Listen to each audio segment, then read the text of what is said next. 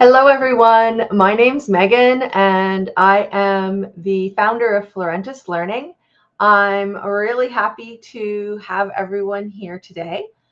Today, we're exploring how to teach phonics online in a way that's engaging, meaningful, and fun. And so if you haven't already, type into the chat just where are you from, and say hello. I'm hoping that it is live and everything is working well, and we've got a few people here. So if we get some comments going in the chat, that will help me know that.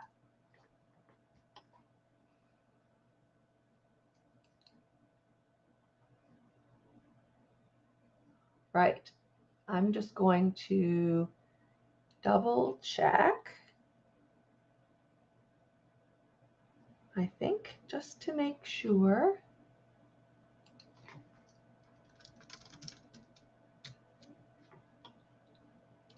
I'm not seeing any comments yet. All right, and while I'm doing that, on a scale of 1 to 5, with 1 being not confident and 5 being very confident, how confident do you feel teaching phonics online? Yeah, all right, it is working, and it says we have a few people here. There's Lacey. Hello, Lacey.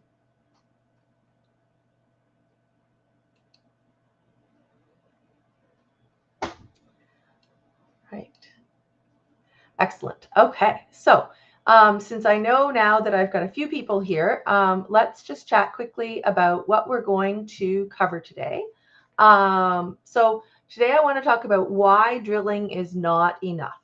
So we've all got very traditional methods that we use, and Lacey is a 4. Awesome. All right, so very confident teaching phonics online. I know, Lacey, you do lots of stuff with UFly as well.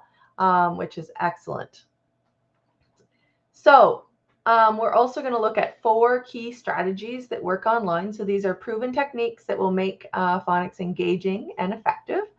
I'm going to provide a quick demo of some really engaging activities that you can use immediately from the Florentis Learning phonics curriculum, and provide a brief overview of the brand new phonics lessons. Super excited about those.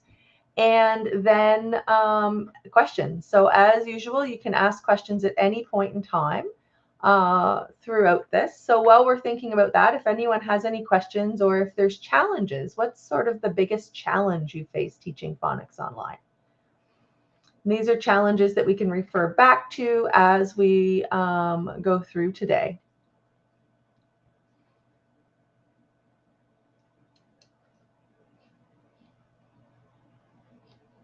All right.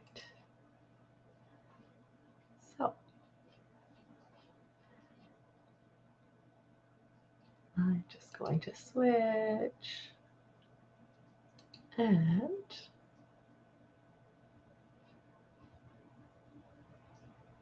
so why does phonics still matter in ESL? So phonics is critical because it's the bridge to reading. And there's been lots and lots of changes and lots of research and lots of information around phonics over the years. But ultimately, phonics has to be taught in order for our students to understand. And if we don't teach any of the phonics, any of the letter sounds, then we are in a situation where the students can't read, and we're wondering why they can't sound out those words. And the problem with drilling really is that repeating sounds in isolation doesn't actually transfer to that reading. So they might say, yes, it's a B. B says B, but they can't then, and they can read each of the letters. Yes, it's an A. A says A. T says T. But then when you ask them to put that word together and to read bat, they still struggle. So without phonics, we're just focused on drilling and knowing those sounds, we really fail to promote that comprehension or that reading fluency. So before we even get to phonics, we need to think about something called phonological awareness. And it's that ability to hear and play with sounds. And this is especially important for ESL learners who might not actually hear some of the English sounds in their native language. So there are differences between English sounds and Chinese sounds, or French sounds and English sounds. And certainly, depending on the language, there's more or less variation. But have you ever had a student that mixes up like a B and a P sound, or can't, or the I sound and the E sound? Type yes if that's ever happened. And I am going to figure out how to put my face back on the screen. Let's try this one again. I was trying to make my screen big without losing me. There we go. We'll just not play with it.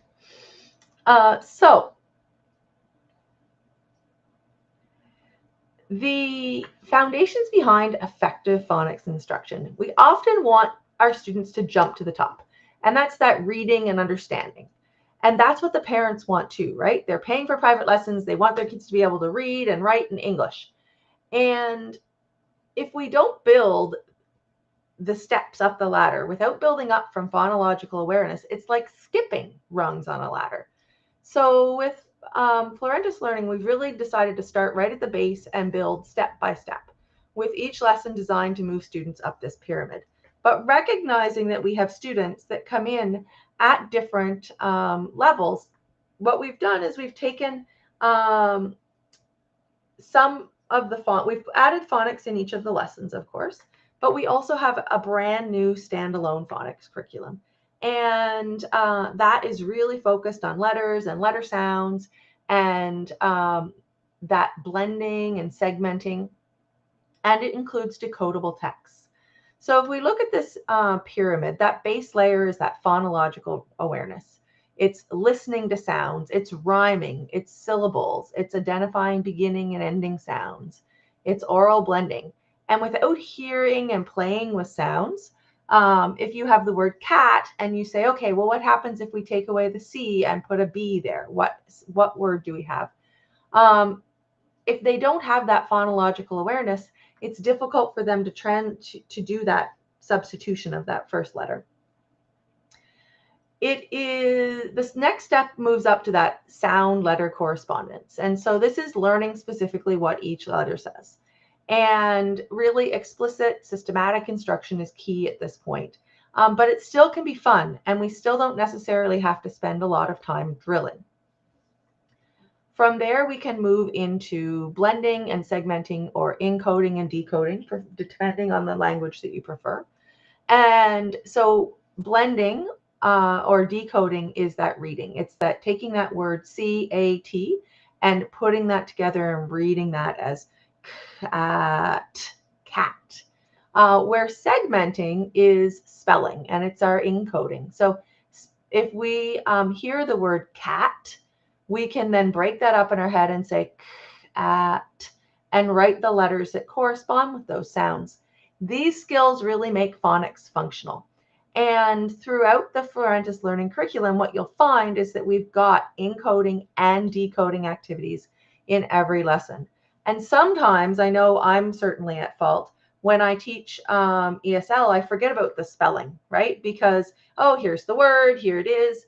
And, we're less focused on writing, and I specifically teach writing classes. But somewhere along the lines, kids still need to learn how to spell. And that spelling is still something that we can explicitly teach. We can teach it through this segmenting. So if they have strong sound letter correspondence, then they're able to do decoding and encoding. From there, we want to move into fluency. And this comes from reading through repeatedly decodable texts. These are fluency is about reading accurately, smoothly, with expression. And by repeating decodable texts and using a series of decodable texts, students can develop fluency. And then the ultimate goal, which is our top layer of the pyramid, is comprehension. We want students to understand what they've read. And but comprehension relies on all of the layers beneath.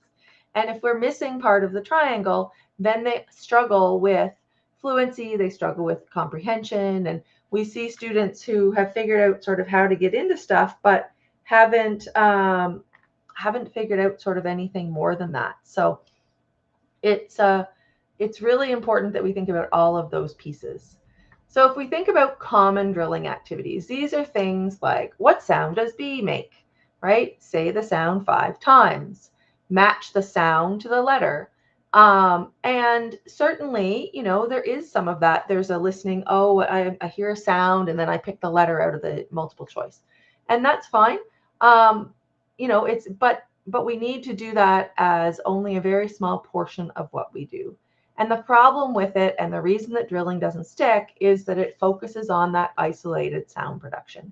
It skips over key steps like blending and segmenting and building fluency. And these are things that students need to actually read. On top of that, it's boring, right? It's boring, it's repetitive, it lacks engagement to keep young learners' attention. And usually we're talking about students that are 3 to 5, 3 to 6, 3 to 7 years of age who are in our ESL classes who are learning English as a second language. There's no practical application. So it doesn't actually show students how sounds come together to make words or how words come together to make stories. And it doesn't transfer to long-term memory.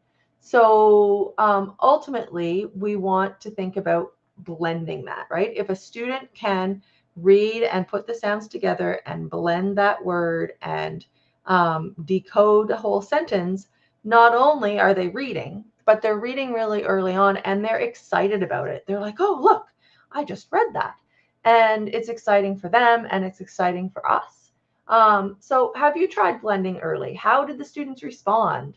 You know, what do you think? Do you get students saying sounds, but they can't read words? Are you doing a lot of blending? I know I have students, and I'll get them in really upper level classes, and they'll be like, oh, I can't read that word. What's that word? What's that word? Well, if they have strong phonics sounds from the beginning, then they can decode and break down that word. And so I actually will bring in phonics activities with intermediate learners to actually have them decode those unfamiliar words. They've figured out and they've memorized and they've gotten by all along, but they haven't necessarily mastered what they really need to do. So online phonics lessons, what do they need? And what do you think that online phonics lessons need? When you are teaching and you're looking for lessons, what's something you want to see? Add those ideas in the comments and we'll chat about those too. So multisensory learning, these are my 4. So multisensory learning is about getting students hearing, seeing, moving, touching, and this helps to keep them engaged, right? Meaningful connections. I like to tie sound to memorable words and really fun pictures. And when sounds have stories and context, students are going to remember them. So, you know, for instance, in one of the lessons, I have a character. It's called Hal Hippo. Ah, yes, definitely. We want something that is fun and engaging. Absolutely. Hal Hippo is a funny looking character. He's a hippo, of course. And, you know, the student, it's got that HH sound. So, you know, it's like, oh, okay, I'm thinking, oh, Hal Hippo. Or we have Umi Unicorn. We've got all sorts of characters that help students to learn those sounds. Word building practice. I'm looking for things where they get hands-on blending practice to build the bridge between knowing sounds and actually reading words. And I'm looking for things that have reading in context. So I want them to be able to read simple stories and sentences immediately so that they're like, yay, I can do it. I can read. And this is so exciting. And so for me, these are the things that online phonics lessons need. And these are the things that I ensure that we incorporate into the phonics lessons and all of the lessons really with Florentis Learning. So I promised you strategies. So strategy 1 is multisensory. Combining sight, sound, and movement strengthens memory and supports auditory discrimination. And for ESL learners, it helps them physically feel a sound, not just learn it. So if we have Sam, snake, we might slither with Sam, snake, and move our hands like an S. Or we might trace the letter S with our finger and draw words in the air. Or on the screen, when you get to the letters, you can have them grab the pen and draw it if you're using a co-browser, or using a tool with annotations like Zoom. Or you can get them to put their finger up and to trace those, and you can have them drawing letters in the air. Young learners learn more when they move, and truthfully, that's not really untrue of people of all ages. If we can connect all of that movement and we've got all of our body engaged, then, you know, we've got some more interest. So who uses gestures or songs when teaching, and how do your students react? Are you someone who wiggles like a snake as you've got snakes happening? In Florentis Learning, each of the letters has a chant. And so this is a way that they can, you know, learn some new words, practice their sounds, and of course it incorporates our characters.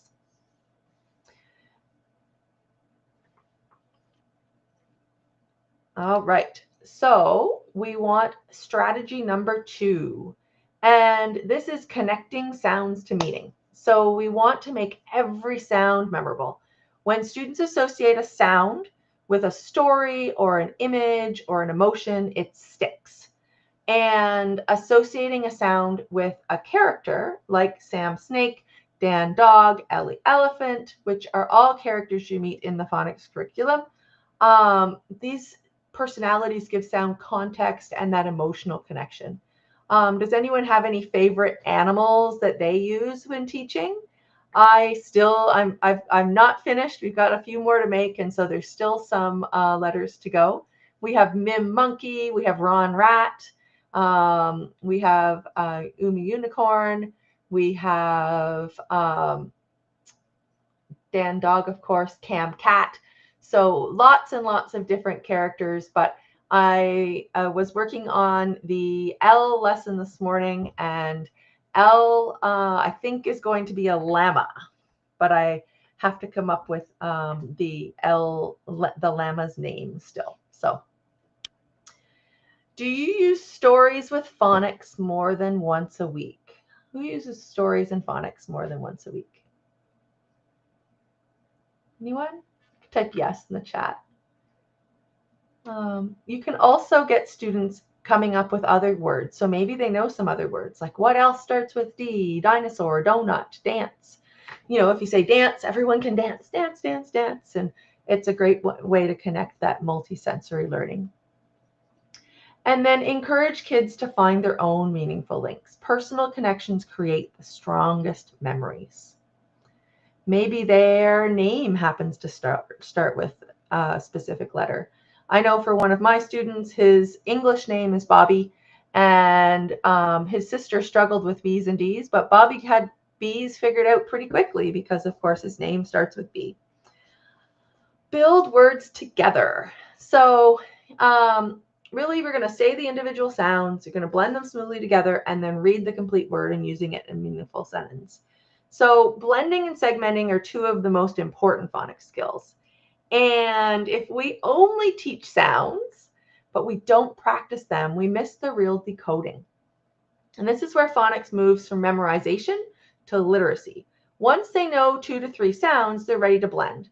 And in the very, very, very first phonics lesson, they're learning letters that are blendable that they can put together so that they can actually start reading right from the beginning. So I tend to use things like letter tiles, drag and drop.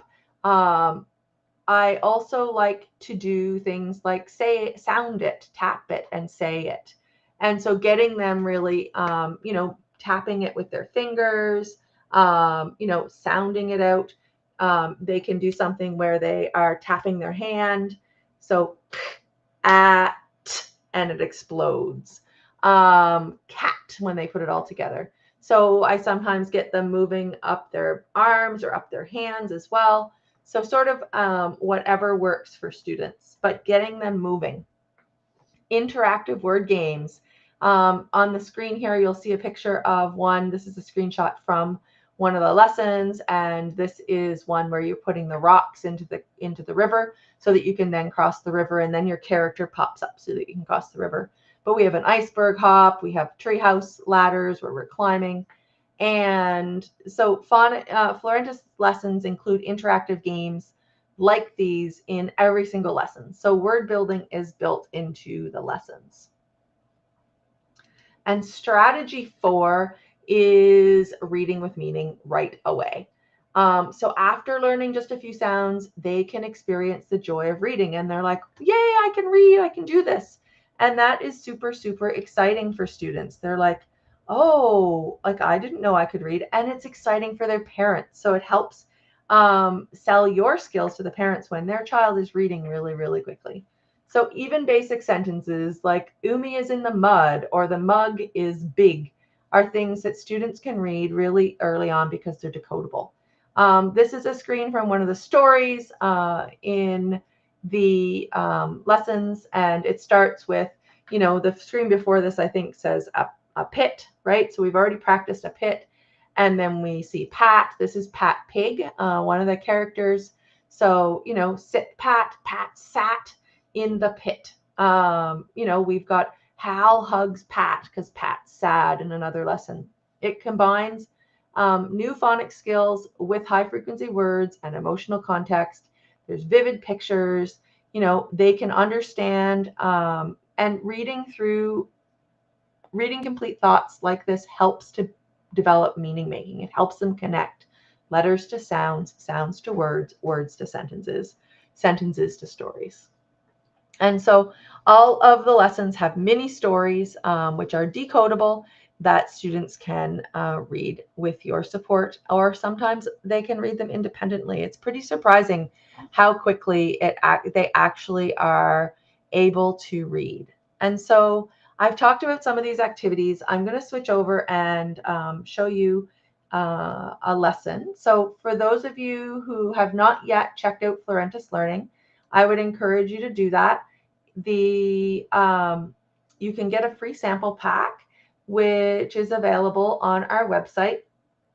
And in the free sample pack, there is a free phonics lesson as well. And I'll drop that link in the chat just for people for ease of access to the link.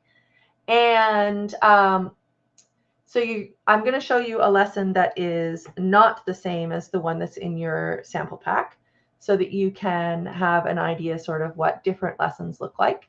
So I'm going to jump into R, which is part of set 4 in phase 2 phonics. And I am logged in already. So this particular lesson, down in the corner, if you're not familiar with Genially, you can expand it so that it is full screen, so that you are not looking at the collection of information around it. We can put in our student's name and your teacher's name, and then choose whether they are male or female. And this is important in a number of our lessons because we do incorporate names. We use them in feedback forms. They're in dialogues. And it has sort of a standard, how are you? If you're using a co-browser such as Koala Go, the students can drag and choose how they are. Lots of my students like to come up with multiple feelings. We have the ABC song. For those of you who aren't familiar with Jack Hartman, he is one of my favorites. His stuff is fun, and you can always find something good from Jack. And then, as I mentioned earlier, this is Ron Rat, and I'm pretty sure I shared sound.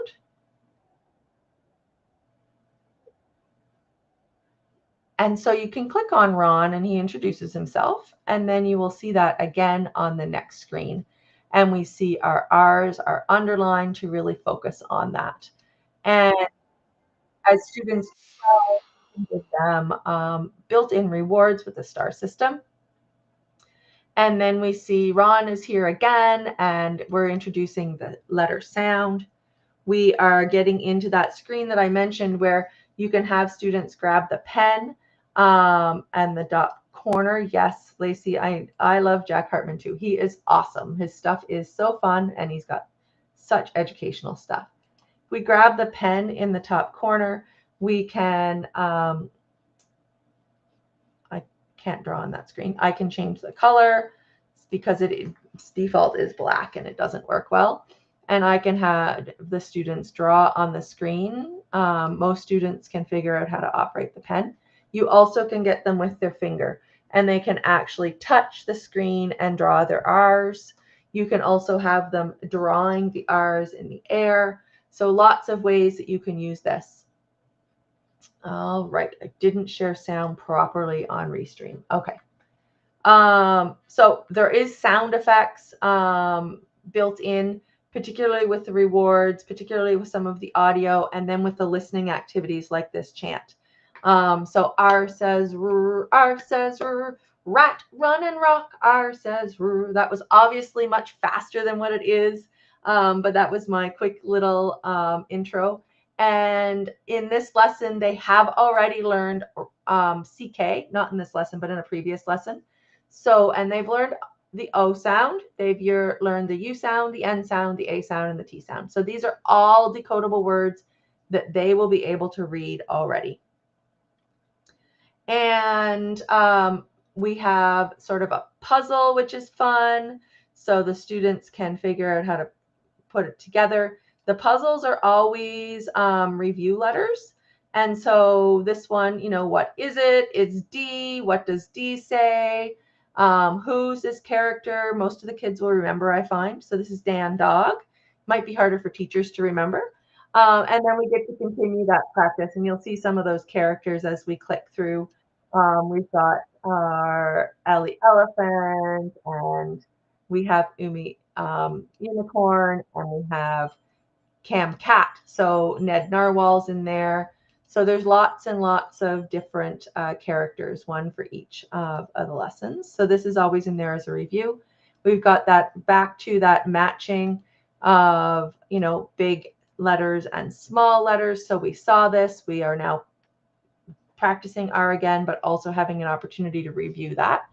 This guy is my favorite. He's my favorite character. You will find him in our core lessons as well. And he doesn't have a name. He probably needs a name. But what he does is he actually eats things. So in this case, he's going to eat R and S. And you can do this with sounds.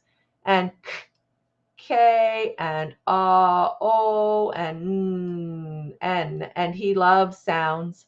But you will find him, he eats clothes, he eats words, he eats all sorts of things. And so he's fun. And then another one, which is just a review one. This is an O, obviously. And this is an ox. So then we have our practice. So these ones are very much, you know, listen to the sound, which ones make that sound. Without listening, I know this one is the R.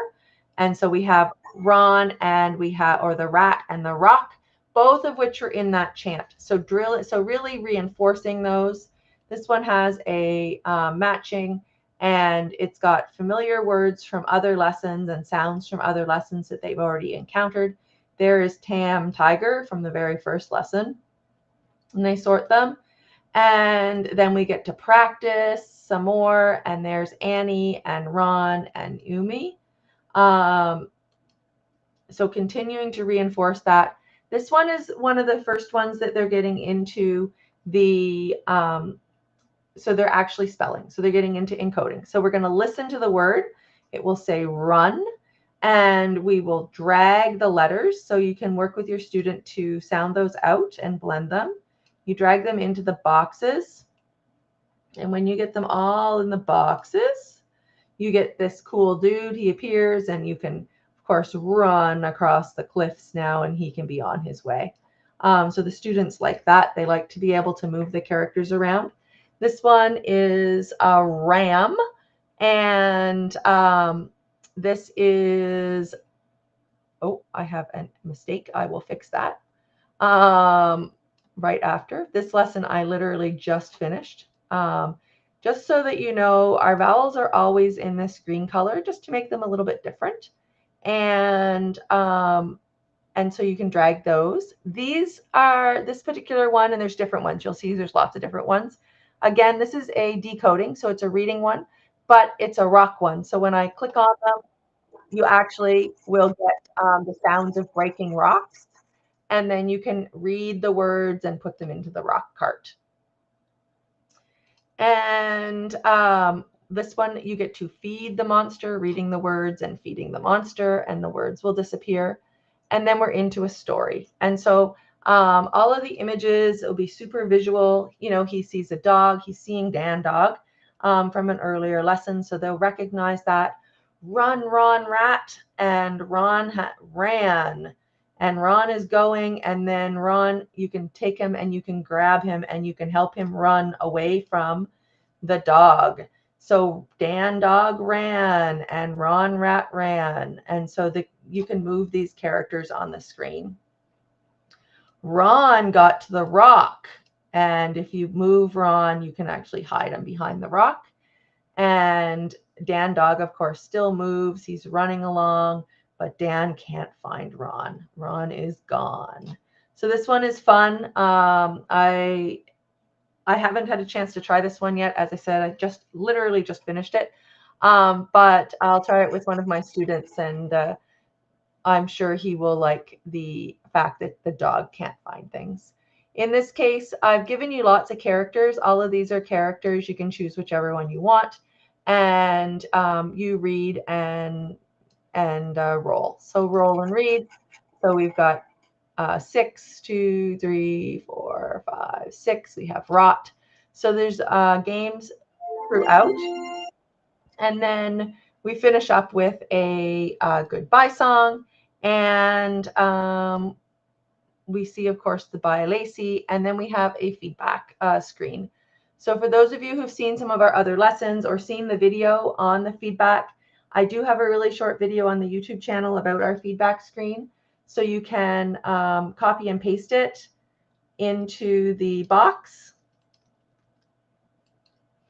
And then you can change things like your child to the student's name and give them some stars. And then you can just copy and paste, take a picture of this and send it to your parents. So that is one of the lessons. As I said, there's different activities. So you're going to see some iceberg stuff. At the moment, we have all of these lessons available. You can actually see, if you go to the phonics curriculum, you'll be able to see what's available. And there are more coming this week. You can see all of the phonics curriculum here at florentislearning.ca/courses/phonics-fun. And there's lots of great interactive and fun lessons. So that was a quick walkthrough of one of the lessons. If you want to see a second lesson, then take a look at the sample pack. You can grab the free sample pack, and the link is in the description for this video, and it is also in the chat, and it is also on I think it's in the link in the description, or you can of course go to the website. It's on the screen.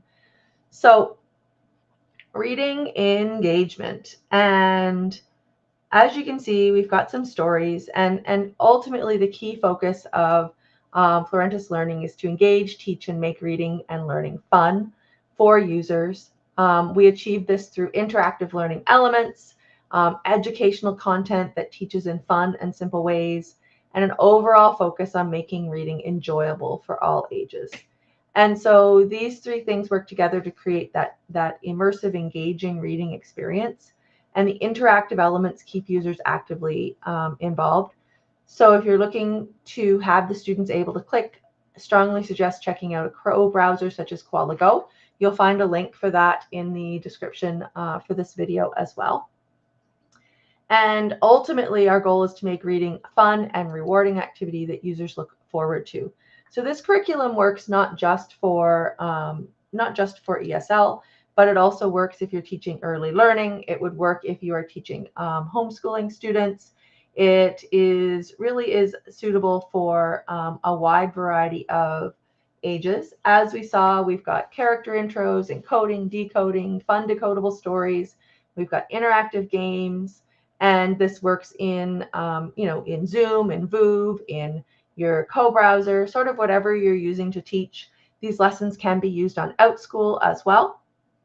And so really, if you are interested, please grab the free sample pack.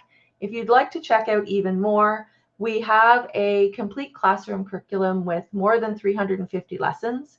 The number of lessons grows literally every week and sometimes every day. So if you'd asked me last week, the number was 340, and now we're up over 350. We have 6 levels of core curriculum, and anyone who has questions about phonics or about anything, let's throw them into the chat, and we can talk for sure about those. Well, I am just going to flip over to the complete classroom curriculum. So this is an option. You can get it for $9.99 a month right now. That is a founder's price. So that price is not going to be available for long. It will be going away, and the price will be going up. But if you get it early, then you will get the benefit of that price, and you will get to keep that. That includes the core ESL curriculum, 6 levels, the writing curriculum. So there's a beginner writing curriculum, the conversation curriculum with 3 levels of conversation curriculum. And if you missed last week's live on speaking skills, I'd strongly encourage you to check it out. It's got lots of games and tips about how you can help students develop speaking skills. And there is also a sneak peek of some of the conversation lessons in that. And then the phonics units for early readers. It still says coming soon on this page, but the first 10 are actually out.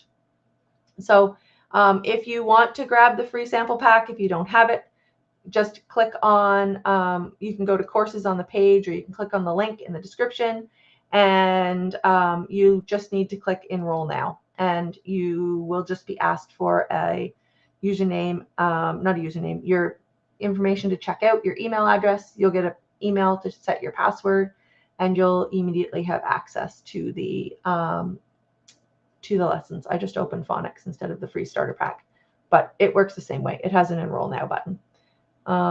Here we go. And that is, I think, all I've got. So if anyone has any questions, please drop them in the chat.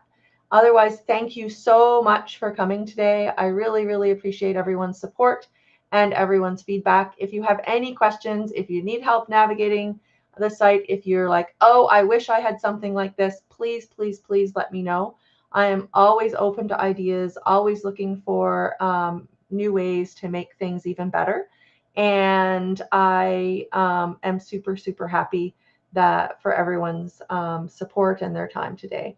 If you have questions on other topics, you can drop them in the chat. I will respond. I do answer even after the live, or you can send me a note.